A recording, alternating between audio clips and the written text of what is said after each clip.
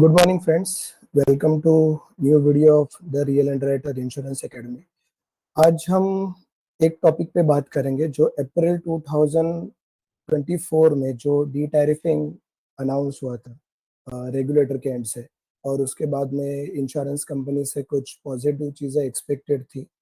तो उसके ऊपर मैंने एक ब्लॉग बनाया था। हालाँकि मैं बहुत दिनों बाद वीडियो बना रहा हूँ। मुझे बहुत लोगों ने मैसेजेस किए थे कि आपके वीडियो बहुत दिनों बाद आए हैं, या रादर बहुत दिन हुए नहीं है नया कुछ टॉपिक पे वीडियो आपने पोस्ट किया नहीं अपने यूट्यूब चैनल पे। तो वैसे तो मेरे क्लासेस चल ही रहे हैं, और वैसे कुछ बहुत ज़्यादा हलचल नहीं हो रही थी, या ये जो डी टैरिफिंग का जो टॉपिक था उस पे कुछ इनोवेशन एक्सपेक्टेड थे जो अभी तक हुए नहीं है। तो आज हम उसी बारे में थोड़ा बात करेंगे। मैंने एक डिटेल में लिंक्डइन पे मैंने एक डिटेल ब्लॉग बनाया था। मैं उसका लिंक आपको डिस्क्रिप्शन बॉक्स में डाल दूँगा। तो एक बार मैं अभी ना स्क्रीन शेयरिंग कर देता हूँ। तो ये ब्लॉग की मैं बात कर रहा था। ये मैंने लिखा था अप्रैल 7th ऑफ अप्रैल 2024 को, जिसमें रेगुलेटर ने ये बोला था कि अभी हम अपने टॉपिक पे ही थोड़ा फोकस करेंगे। फायर इंश्योरेंस के जो भी प्रोडक्ट्स थे, all India fire tariff 2001, all industrial all risk tariff, और एफएलओपी के टैरिफ, और लिस्ट ऑफ हजार्डस गुड्स, ये और इंजीनियरिंग के टैरिफ ये डी टैरिफ हो चुके थे, ऐसा अनाउंसमेंट हो गया था। ठीक है।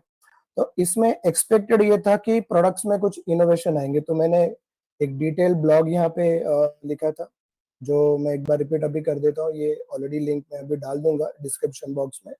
तो इनोवेशन क्या एक्सपेक्टेड था, जैसे मैं अगर फायर इंश्योरेंस की बात करूँ, तो फायर इंश्योरेंस पॉलिसी में वैसे अपने को लगता है कि फायर पॉलिसी में एक तो फायर इजीली कवर हो जाएगा, बट ऐसा नहीं है। फायर इंश्योरेंस की अगर हम बहुत टेक्निकल बुक्स या वर्डिंग पढ़ेंगे या टैरिफ के कवरेजेस पढ़ेंगे, तो फायर में भी देयर आर थ्री एस्पेक्ट्स कि ये अगर होते हैं तो आपको फायर पॉलिसी में क्लेम नहीं मिलेगा। बेसिकली कवरेज के अंदर भी एक एक्सक्लूजन है, और प्लस एक कॉमन एक्सक्लूजन भी है। तो हमें एक्सपेक्टेड था कि ऐसे कुछ जो कवरेज के अंदर भी एक्सक्लूजन है स्पेसिफिक, वो हट जाएंगे। जैसे फायर पॉलिसी में अगर मैं बोलूँ, तो फायर एक स्पेसिफिक कवरेज है, ठीक है। बट इसमें एक स्पेसिफिक एक्सक्लूजन ये लिखा हुआ है, एक्सक्लूडिंग डिस्ट्रक्शन और damage cause to the property by its own fermentation, natural heating और स्पॉन्टेनियस कंबशन। इसका मतलब क्या है, स्पॉन्टेनियस कंबशन से या नेचुरल हीटिंग से या ओन फर्मेंटेशन से अगर फायर ओरिजिनेट होती है, तो ऐसा टाइप का इंसिडेंट का क्लेम नहीं आएगा। ठीक है। या दूसरा, अगर आपकी मैन्युफैक्चरिंग प्रोसेस ही अगर है जिसमें हीटिंग या ड्राइंग प्रोसेस हो रही है, और उससे जो फायर ओरिजिनेट होगी, तो वो भी एक्सक्लूजन में चला जाएगा। ठीक है। इम्पैक्ट डैमेज की अगर मैं बात करूँ, मैंने फिलहाल यहाँ पे एज ए एग्जांपल दो ही कवरेजेस लिए। इम्पैक्ट डैमेज में भी हम बात करते हैं कि जो भी इम्पैक्ट डैमेज से जो क्लेम आएंगे या जो लॉसेस या डैमेजेस आएंगे, उसमें एक पेक्यूलियर एक्सक्लूजन लिखा हुआ है कि all those rail road vehicles और animal should not be owned और belonging to the policy holder.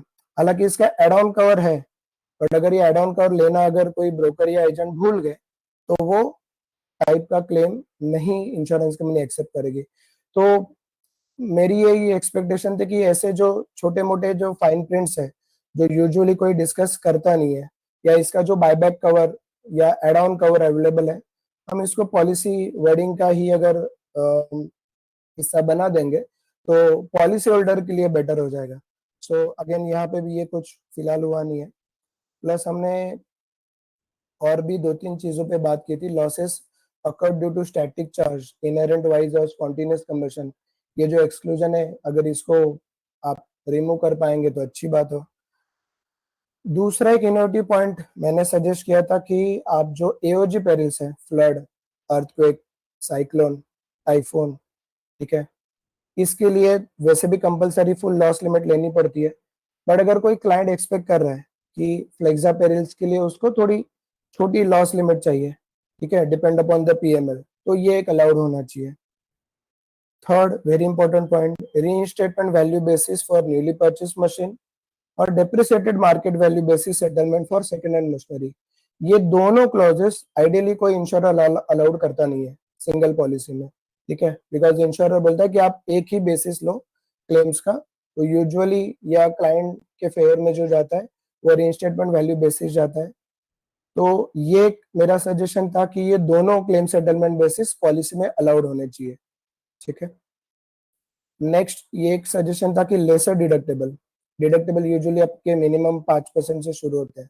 ठीक है, जो टोटल लॉस क्लेम्स में क्लाइंट को मतलब एक बड़ा चंक डिडक्टेबल में चले जाता है। तो यहाँ पे डिडक्टेबल हम एक्सपेक्ट कर रहे थे कि 2% तक किया जाएगा। Electrical exclusion for particular machine, ये जो डायनेमो क्लॉज वाला जो एक्सक्लूजन है, ये भी हम एक्सपेक्ट कर सकते हैं कि ये अगर रिमूव कर दिया जाएगा तो वो पर्टिकुलर मशीन जो क्लेम में से इग्नोर करनी पड़ती है या कंपलसरी उसको एक्सक्लूड करना पड़ता है, वो आपके क्लेम का पार्ट हो जाएगा। ठीक है, अगेन ये भी एक फाइन प्रिंट है, बहुत सारे ब्रोकर या एजेंट्स इस बारे में बात करते नहीं है, और क्लाइंट को या पॉलिसी होल्डर को क्लेम के समय एक बहुत मीठा सरप्राइज मिलता है कि जिस भी पर्टिकुलर मशीन से फायर ओरिजिनेट हुआ है वो क्लेम नहीं मिलेगा उसका। ठीक है। 6 पॉइंट ये बोलने की मेरी एक्सपेक्टेशन है कि जो भी अंडर इंश्योरेंस है उसका आपने भारत लघु सूक्ष्म में 15% का वेवर तो कर दिया है, तो वैसा सेम टाइप ऑफ वेवर आप एसएफएसपी पॉलिसी में भी इंट्रोड्यूस कर सकते हैं। ठीक है, यहाँ पे आप चाहिए तो चार्ज कीजिएगा, बट इसको 30% तक का वेवर आप अगर दोगे क्लाइंट को तो वो क्लाइंट के लिए बहुत अच्छी चीज होगी, because there are some situations those are not in clients hand also. Because अगर कमोडिटी मार्केट में अगर वैल्यूज फ्लक्चुएट हो जाती है रॉ मटेरियल की या स्टील की, जिससे क्लाइंट जो प्रोक्योरमेंट कर रहा है रॉ मटेरियल का, ठीक है, उसकी वैल्यूज अचानक से बढ़ गई, या कोई ओईएम अगर मार्केट से आउट हो चुका है और अगर क्लाइंट को दोबारा से रीइंस्टेटमेंट करना है तो उसका जो मशीनरी प्रोक्योरमेंट का खर्चा अभी अचानक से बढ़ गया। तो ये जो अनफॉर्सिन कंडीशंस है जो क्लाइंट के कंट्रोल में नहीं है, उसके लिए आप क्लाइंट को थोड़ा बेनिफिट ऑफ डाउट दे दीजिएगा। तो इसलिए ये वेवर ऑफ अंडर इंश्योरेंस मैंने सजेस्ट किया था कि अप टू 30% तक आप देना चाहिए। ये सेम चीज हमने यहाँ पे डाल दिया कि अगर आप ये नहीं दे सकते हो तो आप एस्केलेशन प्रोविजन इनबिल्ट कवर कर दो 25% तक का। ठीक है। नेक्स्ट पॉइंट 8 पॉइंट मैंने यहाँ पे लिखा है goods held in trust clause inbuilt cover हो जाना चाहिए। वो इस पॉइंट से लिखा है बिकॉज बहुत बार ऐसा होता है क्लाइंट पॉलिसी रिन्यू करते समय या जब फर्स्ट टाइम ले रहा है तभी डिस्कस ब्रोकर के साथ करता है कि हमारा जॉब वर्क का काम हो नहीं रहा है, मतलब हम जॉब वर्क नहीं लेते किसी और का, तो ये गुड्स हेल्ड इन ट्रस्ट नहीं चाहिए। ठीक है, बट पॉलिसी लेने के बाद में आफ्टर 6 मंथ या after 7 month client sometime job work के लिए गुड्स किसी और का ले लेता है, और ये बहुत बार देखा गया है कि भूल जाता है एजेंट को या ब्रोकर को अपडेट करना। ठीक है, तब क्लेम के समय दिक्कत आ सकती है, तो इसको आप इनबिल्ड कर लीजिएगा क्लाइंट ने अगर सम इंश्योर्ड उतना मेंटेन कर लिया है तो। ठीक है।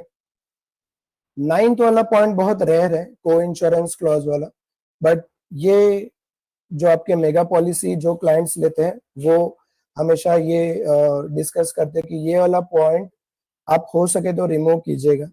ठीक है, को इंश्योरेंस क्लॉज में ये को इंश्योरर्स को प्रोविजन दिया गया है कि अगर उन्हें लगता है, ठीक है, तो वो लोग उस को इंश्योरेंस एग्रीमेंट से पीछे हट सकते हैं by giving the 14 days notice. ठीक है, तो ये वाला पॉइंट जो है ये पॉलिसी होल्डर के लिए बहुत ज्यादा नेगेटिव चले जाता है, तो ये भी हम मतलब मेरा ऐसा सजेशन था कि इसको आप इग्नोर कर दीजिएगा या इसको आप हटा दीजिएगा। ठीक है। 10th वाला पॉइंट एक बहुत इंपॉर्टेंट पॉइंट है, बिकॉज पॉलिसी होल्डर्स बहुत बारी हमसे जब डिस्कस करते हैं तो हमें बोलते हैं कि ऐसा एक पैकेज पॉलिसी आप इंट्रोड्यूस करने बोलिएगा इंश्योरेंस कंपनीज को कि जिसमें फायर सेक्शन भी हो, जिसमें एफएलओपी सेक्शन भी हो, जिसमें मरीन ट्रांजिट भी हो और जिसमें डब्ल्यूसी पॉलिसी भी हो। ऐसा ये 4 कवरेजेस का आप एक सिंगल पॉलिसी दीजिएगा, जिससे हमारा ही वो जो दिक्कत होती है कि अलग अलग पॉलिसीज को अलग अलग लोग देख रहे हैं। ठीक है, प्लस इसके डेट्स भी अलग हो जाते हैं, तो हो सके तो इसको एक कंबाइन पैकेज पॉलिसी इंट्रोड्यूस कीजिएगा। तो मेरी इंश्योरेंस से ये रिक्वेस्ट होगी कि आप ये वाले पॉइंट पे थोड़ा सा ध्यान दीजिएगा और हो सके तो ऐसा package policy in future introduce कीजिएगा। 11 पॉइंट क्लेम परव्यू से है रीइंस्टेटमेंट वैल्यू क्लॉज में पॉलिसी होल्डर से ये एक्सपेक्टेड होता है, हालांकि ये मैंने लिखा हुआ है बिकॉज ये आपके पॉलिसी होल्डिंग में छपा हुआ होता है कि जो भी डेट से आपने रीइंस्टेटमेंट स्टार्ट कर लिया है, तो रीइंस्टेटमेंट 12 मंथ्स में कंप्लीट हो जाना चाहिए। अभी ये प्रैक्टिकली पॉसिबल नहीं है जहाँ पे सम इंश्योर्ड 50 करोड़ के ऊपर हो जाता है। तो ये जो प्रोविजन है इसको आप कम से कम 24 महीने का पीरियड बढ़ा दीजिएगा, ये रिक्वेस्ट है। 12th वाला पॉइंट, अभी देखिए ये 12th वाला पॉइंट इतना इंपॉर्टेंट है, बहुत लोगों को ये कवरेज है ऐसा पता ही नहीं है, बिकॉज ये आपके फायर के 12 पेरिल्स में लिखा ही नहीं है, ये एक्सक्लूजन में लिखा हुआ है।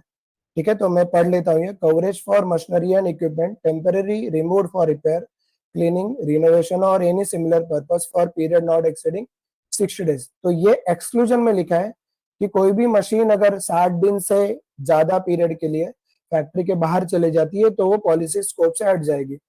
ठीक है, तो इस पीरियड को मेरा एक्सपेक्टेशन है कि आप इसको 180 डेज के लिए बढ़ा दीजिएगा।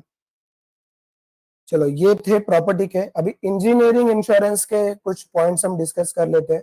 इंजीनियरिंग इंश्योरेंस खास करके सीआर एंड ईयर प्रोडक्ट्स के। तो प्रीमियम जो हम कैलकुलेट करते हैं एंटायर पीरियड के लिए, ठीक है, तो इसका ये रूल बोला जाता है कि पीरियड अंडरराइटर्स को कैलकुलेट करने हैं from the day of commencement of work और first consignment date arrive at the site. ठीक है, arrive at the project site.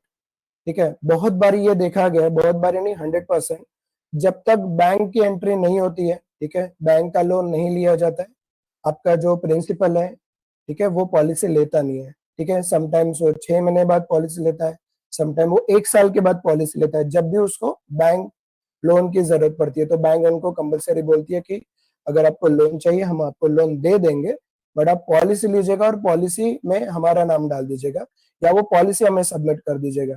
ठीक है, तो यहाँ पे ये पॉइंट होता है कि डे वन से, मतलब 1 साल पहले से क्लाइंट को प्रीमियम देना है। हालांकि यहाँ पे इंश्योरेंस कंपनियां बहुत सही है, ठीक है, करेक्ट है, बट यहाँ पे हम ये इनोवेशन कर सकते हैं, बिकॉज वैसे भी हम नो क्लेम का कंफर्मेशन लेते हैं, जिसको हम एनके ओवरऑल कंफर्मेशन बोलते हैं, नो नोन और रिपोर्टेड लॉसेस कंफर्मेशन। तो जब हम ऐसा ये एनके ओवरऑल का कंफर्मेशन ले रहे हैं, क्लाइंट की ये एक्सपेक्टेशन है कि आप उसी दिन से प्रीमियम लीजिएगा जिस दिन से क्लाइंट ने अपने पास पॉलिसी लेने की रिक्वेस्ट करी है। ठीक है, तो ये हम एक एज ए एक्सेप्शन देख सकते हैं। ठीक है, दूसरा पॉइंट बहुत इंपॉर्टेंट, सीआर पॉलिसी में टेस्टिंग पीरियड लेने का प्रोविजन नहीं है। ठीक है, बिकॉज सीआर पॉलिसी जो कॉन्ट्रैक्टर ऑल रिस्क पॉलिसी होती है, जहां पे हम बोलते हैं कि मोर देन 50% का सिविल वर्क होगा, वहां पे लिफ्ट असेंबली होगी या हाई वोल्टेज एयर कंडीशनिंग होगी, ठीक है, या डीजी सेट का इंस्टॉलेशन होगा, तो ये मशीनरी इरेक्शन है। तो जब मशीनरी इरेक्शन होगा तो उसकी टेस्टिंग भी होगी। तो यहाँ पे 6 मंथ्स का टेस्टिंग पीरियड इंट्रोड्यूस होना चाहिए सीआर पॉलिसी में। तो ये एक इनोवेशन हम एक्सपेक्ट कर सकते हैं इंश्योरेंस से। प्लस आपके ईआर पॉलिसी में 50-50 क्लॉज के बदले 90 डेज का कंसिल डैमेज क्लॉज इंट्रोड्यूस करना चाहिए। ये भी एक मेरे एंड से एक्सपेक्टेशन है। Fourth point, extension of policy period beyond 80 months should carry the same discount pricing pattern। ये सजेशन मैंने यहाँ पे क्यों दिया हुआ है, बिकॉज जैसे ही 84 मंथ्स एक्सीड हो जाते हैं ओवरऑल कॉन्ट्रैक्टर ऑल रिस्क या इरेक्शन ऑल रिस्क पॉलिसी के, उसके आगे का जो इरेक्शन है वो री इंश्योरेंस ड्रिवन इरेक्शन हो जाता है। ठीक है, मतलब फैक्ट सपोर्ट लिया जाता है या इंश्योरेंस कंपनी बोलती है कि हम अपने ट्रीटी पार्टनर के पास शायद नहीं जा सकते तो हम फैक्ट सपोर्ट लेंगे। ठीक है, तो फैक्ट सपोर्ट में जो फैक्ट सपोर्ट देने वाली री इंश्योरेंस कंपनी है, ठीक है, अब वो जो डिस्काउंट इंट्रोड्यूस करेगी वही डिस्काउंट पे हम आपको कोड देंगे। तो यहाँ पे हम अगर क्लाइंट के पॉलिसी में क्लेम नहीं है तो यहाँ पे हम ये सेम चीज इंट्रोड्यूस कर सकते हैं कि जिस भी डिस्काउंट पे ओरिजिनली पॉलिसी अंडरराइट हुई थी वो सेम डिस्काउंट पैटर्न आप कंटिन्यू रख सकते हो। तो ये इनोवेशन एक्सपेक्टेड थे मेरे रेगुलेटर से या जो भी कमर्शियल लाइंस का बिजनेस करते हैं वो इंश्योरेंस कंपनी से। हालांकि ये देखा नहीं जा रहा है, तो देखा क्या जा रहा है, मैं अभी एक्सेल शीट पे जा रहा हूँ। तो ये हमें, देखिए मैं अभी यहाँ पे हाईलाइट कर रहा हूँ, डिस्काउंट ही हमें देखने मिल रहा है। ये एक सैंपल कोटेशन मैंने आपको स्क्रीन पे रखा है। तो अभी आप देख पाओगे कि एक्सपायरिंग प्रीमियम कितना था और अभी कितना डिस्काउंट मिल रहा है। तो इनोवेशन तो नहीं देखने मिल रहा है, सिर्फ प्राइसिंग वॉर हो जा रहा है। ठीक है, तो ये जो एक प्लास्टिक मैन्युफैक्चरिंग का कोटेशन सैंपल मैंने रखा है। एक्सपायरिंग प्रीमियम था, एक्सपायरिंग सम इंश्योर्ड था 125 करोड़। ठीक है, एक्सपायरिंग सम इंश्योर्ड था 125 करोड़ और अभी सम इंश्योर्ड है 160 करोड़, मतलब 28% का सम इंश्योर्ड इंक्रीमेंट हुआ है। ठीक है, तो अभी हम देखेंगे कि प्रीमियम कितना कम हुआ है।